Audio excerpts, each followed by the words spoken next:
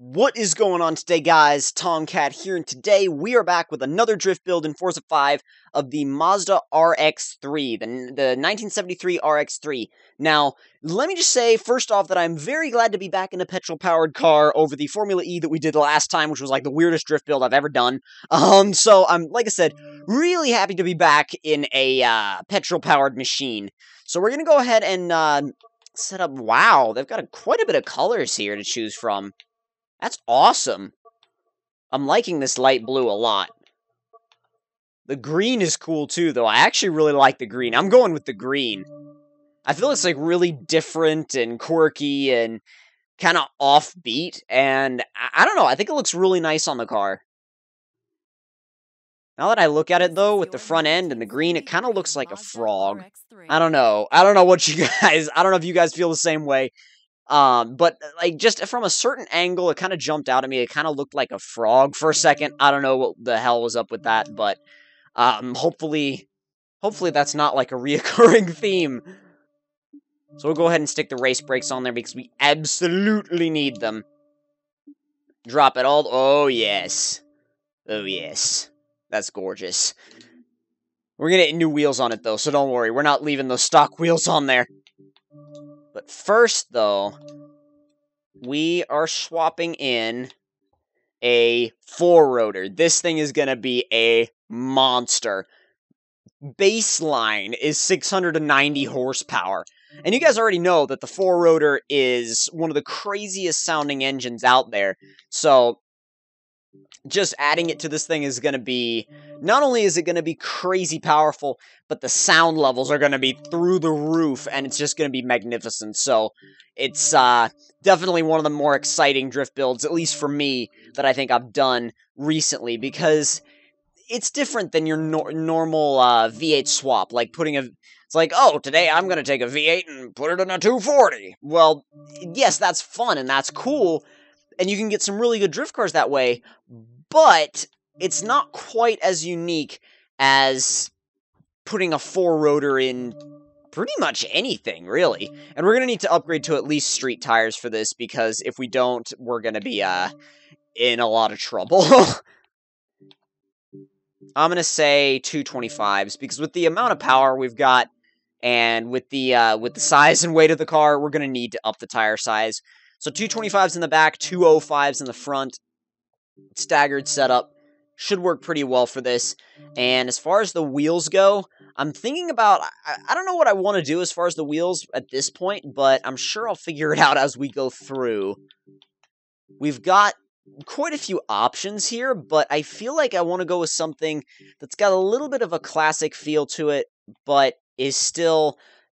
That actually looks really nice. That setup with the green, that's the stock bronze color with the green, looks really, really nice. Wasn't expecting it to look nice, but it does. I love how 17s look massive on this thing. Like, 17s on this look like 20s on you know, your average modern car. And 18s just look way too big. We're going with, for this car, I'm thinking 17s.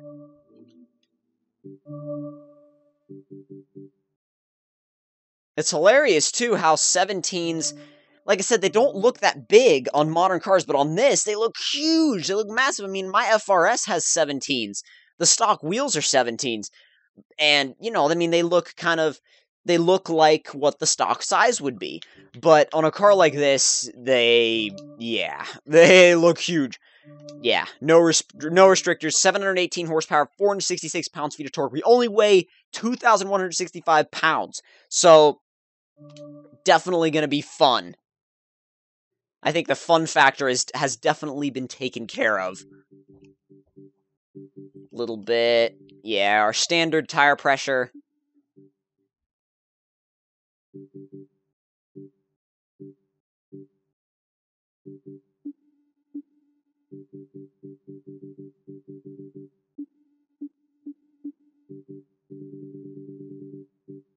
Full power, 100%. Full power! apply it, and then we can go ahead and take it for a test drive. Now, we've been doing a lot of testing at, not Sebring. Why did I say Sebring? The hell? Silverstone. We've been doing a lot of testing at Silverstone lately, and I'm thinking we should go to Top Gear, just because we haven't been to Top Gear in a while, and I feel like saying power a lot tonight. So, so this should be a fun one. And I feel like it's also a good place to test a car with this much lunacy behind it. Load. I want to drive. Don't you hate that when you're in the loading screen and it's like, come on, I want to drive. I don't want to sit in the loading screen. I just built a car and I want to drive it. Let's hear this thing from outside the car because it's going to sound wicked.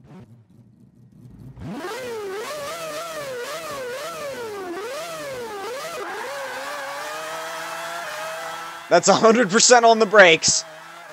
Insane. I'd say the rears are warmed up. You can see the stock 4-speed gear knob right there. Obviously, we have more than that. Oh crap! Oh crap! This is gonna be this is gonna be crazy to control. I've just come from that Formula E car, and it does feel nice though to be back in something petrol powered. It feels like talking to an old friend again.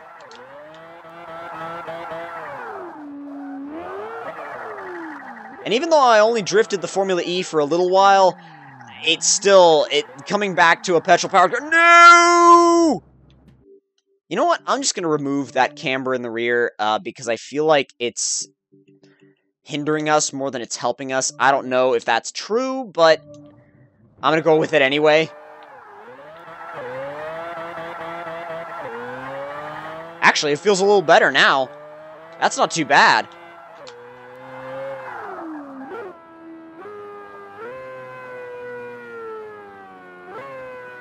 Those rev matches. Okay, being really careful here at the Hammerhead. Oh, come on. There we go. Oh, come on, come on, come on. There we go, there we go, there we go. Yes! Wasn't that bad after all. Oh, boy. Oh, boy. Ah! It's just got so much power, and it's so light that when you go to throw it around, you really have to be ready to catch it. It's not like it can use the... Okay. It's not like you can use the weight of the car to kind of balance it out, kind of like you could with a Mustang or a Camaro or something like that.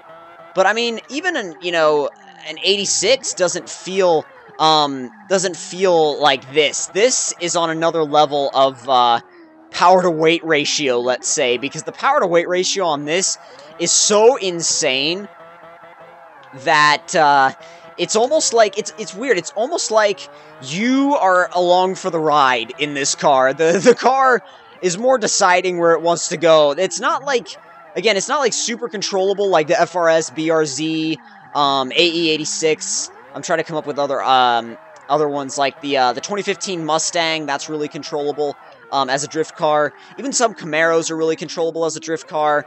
This, you are you have an engine in the front, the drive at the back, and an opinion in the middle.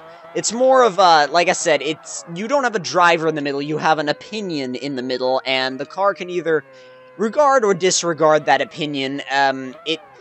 It'll warm up to the opinion more and more as you drive it, but in the beginning, when you're just getting used to this thing, you're more giving this car suggestions rather than actual commands. Now I'm starting to warm up to it and really feel out the car. Never mind! That went well. And I thought I had it, too. Oh, I thought I had it there as well. It loves to pull to the left for some reason. Like, the car it just loves to pull left. I don't understand it. I don't get why it's pulling left. Maybe there's something weird with the suspension setup that I have on it.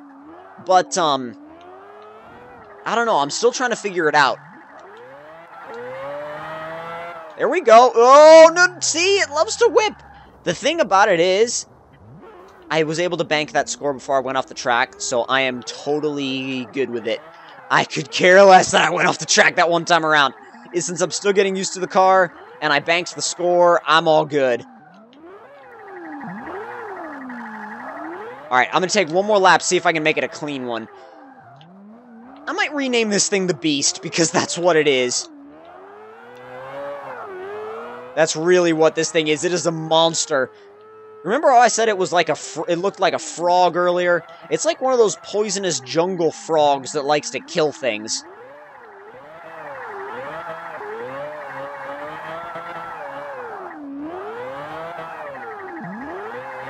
Quite a bit more controlled than the... maybe almost spoke too soon. There you go. You have to feather the throttle a lot, otherwise you will spin it. If you try to go, like, do like a full throttle pass or anything like that, it's not going to work out for you. You have to tap the throttle very lightly. You have to feather it. You have to be very respectful to it, that's for sure. This isn't a car that you grab by the neck and throw around. This is a car that if you do not treat it with the utmost respect and attention, it will spin around and bite your head off, pretty much. Now, I personally prefer cars that you can kind of, like I said, grab by the neck and throw around, just because that's how I like to drift. But, again, a car like this will really keep you on your toes, if really... I hate how if you, like, wander slightly off into a different portion of the runway, they'll just take your points away. Hate that, like, little mechanic of the game. Bank it, thank you! Just hit that. Oh, no, I missed it! Maybe you can't hit those. I don't know. The runway lights. Maybe you can't hit them. I don't know. Okay. That was almost bad, but it wasn't.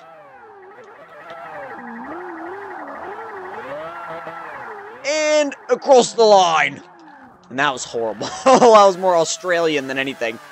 But, yeah, when it comes down to this thing, it's very, very tricky. It's very twitchy. It loves to whip the back end around to the other side in a transition.